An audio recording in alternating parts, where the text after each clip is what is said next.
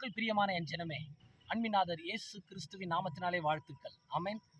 சரி, ஏசாயா எழுதின தீர்க்க தரிசன புத்தகம் 45வது அதிகாரம் 9வது வசனத்தை நாம் பார்க்கும்போது, மண்ணோடுகளுக்கு ஒத்த ஓடாயிருந்தும் தன்னை உருவாக்கினவரோட வழக்காடுவனுக்கு ஐயோ, களிமண் தன்னை உருவாக்கினவனை நோக்கி என்ன செய்கிறாய் என்ன செய்கிறாய் என்று சொல்லத்தகுமோ, உன் கிரியைகளானது அவருக்கு கைகள் இல்லை என்று சொல்லலாகுமோ.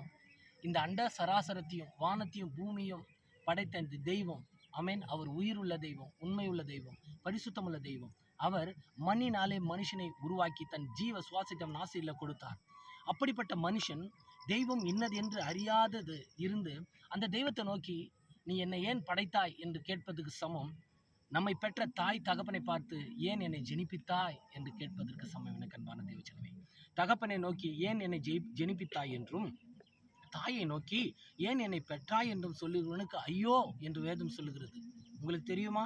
இன்னொரு வசனம் இப்படி சொல்லுது, இவர்தான் பூமியையும் வானத்தையும் சமுத்திரத்தையும் அதில் உள்ள எல்லாவற்றையும் உண்டாக்கினவர் என்பதற்கு சாட்சி. நான் பூமியை உண்டு பண்ணி நானே அதன் மேல் இருக்கிற மனுஷனை சிருஷ்டித்தேன் அப்படின்னு சொல்றாரு. மனுஷன் நான் தான் உண்டாக்கினேன், என் கரங்கள் வானங்களை விரித்தன. அந்த நாம் பார்க்குற இந்த அழகான வானத்தை அவருடைய கரந்தான் விரிச்சிச்சு. ஆமேன், அல்லேலூயா.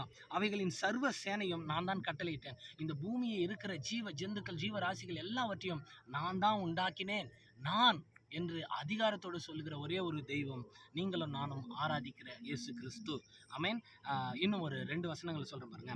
வானங்களை சிருஷ்டித்து பூமியையும் வெறுமையாய் இருக்க சிருஷ்டியாமல் அதை குடியிருப்புக்காக செய்து படைத்து அதை உருவேற்றுப்படுத்தின தேவனாகிய கர்த்தர் சொல்லுகிறதாவது, நானே கர்த்தர், வேறொரு இல்லை. இவ்வளோ பெரிய உலகத்தை படைச்ச ஆண்டவர் சொல்றாரு, அதை வெறுமையாய் இருக்கும்படி நான் படைக்கல, உங்களை வாழ்ந்து பல்கி பெருகி நீங்க ஆசீர்வாதமா இருக்கணும்னு சொல்லி ஆண்டவர் படைத்தார். ஆமேன், அல்லேலூயா.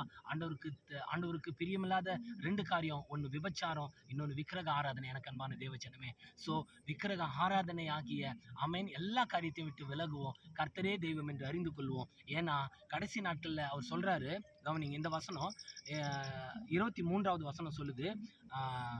ஏசாயா 45வது அதிகாரம் கடைசி வசனம், முழங்கால் யாவும் எனக்கு முன்பதாக முடங்கும், ஆமேன், நாவுகள் யாவும் என்னை முன்னிட்டு ஆணையிடும் என்று நான் என்னை கொண்டே ஆணையிட்டு இருக்கிறேன். இந்த நீதியான வார்த்தை என் வாயிலிருந்து புறப்பட்டது, இது மாறுவதில்லை. அவர் நீதி உள்ள தேவன்.